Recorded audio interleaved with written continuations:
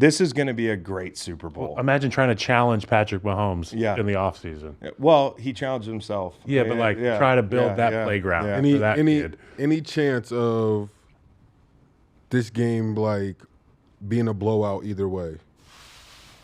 Do you see that? Do you see a situation for either way, or which way do you think? I think the blueprint is set for what the Kansas City Chiefs want to achieve against this San Francisco 49ers team, right, Chris? Yeah, I like the Chiefs. I'm big on the Chiefs. I like the Chiefs. And nothing against the Niners. I think they're fucking awesome. But if you had to ask me which way I lean, it's the Chiefs because of a few things. Number one, they got great backers in the middle of the field. That helps playing this offense. Willie will be back. Willie will be back. You might get Jared McKinnon back. I mean, Jarek. You know, I've been talking about my favorite name ever, Jarek. I'm like, are you Jaron or Derek? Or Jared? And he's got a Magic City backpack he walks around the facility with. He's one of the chillest characters. I like this guy. In the NFL. Well, I like this guy. Anybody who's watched Chiefs games with me this year can tell that I like this guy because when he's not out there, I'm just so pissed off. He adds such a different dimension. I think he played quarterback in college too. Yeah. Check me on that. But he's another one of these guys where Andy Reid's like, oh, you know offense really well? Mm-hmm. Come on in. Yep. We got a place for you. Yep. And he's also clutch. And they asked him earlier in the season about being shelved a lot, you're not using this offense. And he had an opportunity to take shots at he didn't. rotation, and he was like, look, I know my role in this offense. Yep. And it's coming probably. Listen, and he'd be great to get back. I don't know if Cook, the safety, has a shot. I haven't even looked because you're just worrying about it one game at a time if you're the Chiefs. But I think having the guys outside they can cover, right? And there's stuff that's going to pop up this week, obviously, after that game yesterday. That was a physical football game, so guys are going to pop up on the injury report. Now, on the other side of things, it's all about the run game, right? You know, Kansas City's had trouble in the run game, but one thing that I think they've done a pretty good job at is perimeter run. I think when you look at the Miami game plan to hard in the flat and saying, hey, we're gonna force the ball back in the middle of defense. I don't know if the guys up front have the same physicality for San Francisco outside of Trent Williams where Baltimore does, where you were worried about it coming in. So I do think it's going to be a good football game. You asked if it could be a blowout. I mean, here's your blowout scenario. Spags dials up pressures that Purdy throws 4 picks. You know, you get in the passing windows, you get some deflections. Set traps for Brock Purdy. Yeah, I just see – now, on the other side of it, how do you beat a great quarterback? You get pressure with 4. The Ravens did not get pressure with 4. Patrick had time. You talk about this big, bad defense. The Niners can get pressure with 4. So if you can get pressure with 4 – it's a different conversation. The pressure that the Ravens got at times, and it was late and down, as Matabike did a great job rushing. Obviously, they were down Tooney at left guard. Yeah. And, but they couldn't wreck the game. It's obviously, we don't know what's going to happen with Tooney in the Super Bowl, but Allegretti, like we said last week, you can run behind him. You can trust him not to have MEs. Yep. And that's all you want, that Andy Reid offense. And to your point, less penalties, more opportunities to win. Yes. Report today that Tooney has a torn pec, so probably will not. Yeah, he's like 50-50. The pec's brutal. 70-30, no. Pec's brutal. I got a bird chest. If you think about the game plan, they're going to try to run the ball. And like you said last week, Allegretti is not a big loss. And their big passes game down the field can be off of heavy play action, which gives our guy Nick Allegretti and that offensive line an opportunity to impose their will early in the down, take the edge off the rush. I mean, I think that's the game plan, Chris. Run the ball early, give Patrick shots. Watch, MVS might have another couple. Here's another one, Kyle. Andy Reid against Steve Wilkes, okay? And then the real matchup is Shanahan against Spags. I felt good about the Spags matchup last week because Monken hasn't been in these spots. This is his first real NFL playoff game. He's had big college games. He's coached in the NFL before. But this is different, and so now you've got Shanahan who's been there. And, you think about Kyle Shanahan dating all the way back to 28-3 and obviously not throwing the football late in the game is why they lost the game, in my opinion. I was on the field for that game. That's why they lost the game.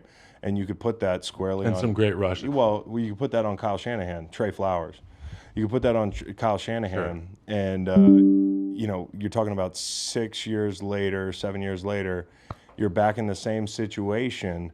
You've been there before. You've been a throwaway with Jimmy G. I'm a huge fan of Kyle Shanahan. He's great. It probably means more to him than you know. I mean, because when you miss those opportunities most times, you don't get them back, whether you're a coordinator or a head coach. And for Dan Campbell, the sad thing was at the end of that game, I thought I saw a quote where he said, guys, you don't know if this is your last shot. Like, I'm not sure if we'll ever have another shot. And that's the realest thing you can say to your team, because my dad, when he played in the Super Bowl early in his career, never got back, came close a few times. But, when he'd say, go talk to a team or something, he'd go talk to like the Vikings or something. And I'd be like, what'd you tell him? And he's like, you young guys that think this is how it is in the NFL. If you're young on a team and you get to the Super Bowl, if you were a young guy on that Eagles team a couple years ago, you're thinking, we're going every year. Or last year, we're going every year. It's hard to get back. And so for Shanahan, this is a big opportunity. You never had that. You never had that early in your career where you were like, okay, so my rookie year was the year we had a play-in game in Week 17 against Aaron Rodgers and the Packers at home. Mm-hmm. He beat us where John Kuhn cut blocked Julius Peppers. Rodgers rolled left and flicked the bean out there to Randall Cobb, I believe it was. I'm calling it flick the bean now when you throw the football. Now? Because it looks like a coffee bean when you're watching on TV. And the way these guys throw it now, they kind of flick it. Yeah. So who was the safety in that? We're not naming names, but it was a couple guys back there, all right?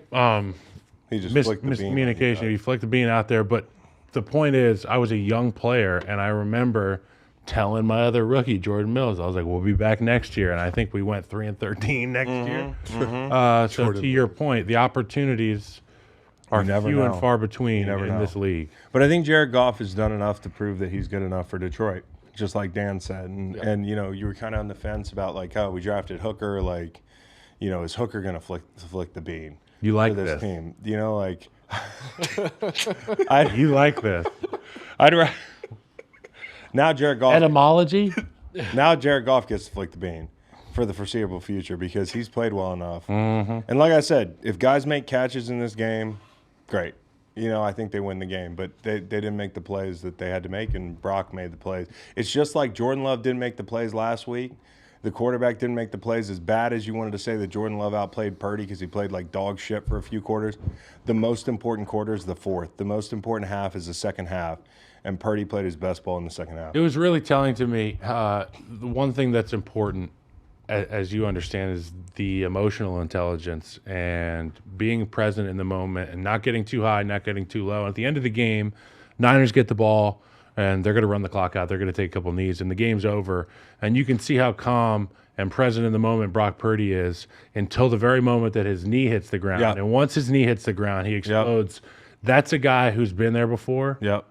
He's a winner. I don't care if it was Little League football. I don't care if it was high school football. The moment's not too big for him. That's a guy who knows how to do everything in the game and then take the knee the right way and then celebrate the right way. Yep. In this matchup, so we were talking about rematch. But he's got to go play Patrick. Yeah, this rematch between head coaches, it's the fourth Super Bowl rematch all time. Chuck Noll, Tom Landry, a couple of Coughlin and Belichick, and now Reed and Shanahan. In each of the three previous instances, the team that won the first time won the second time as well. Yeah, because they're the same teams, like Brady twice, and now you're going to get this. I mean, same bones of these teams. I mean, probably a better quarterback in Brock Purdy, but then Jimmy G. But should every team be managed by a former or a Hall of Famer and coached by a coach's son? Yes, that's the new blueprint. So you're onto something there. Okay. Do you think we'll get a Travis Kelce passing touchdown in the Super Bowl? Yes, dude. Come on. Next question. He's on his props already. Okay.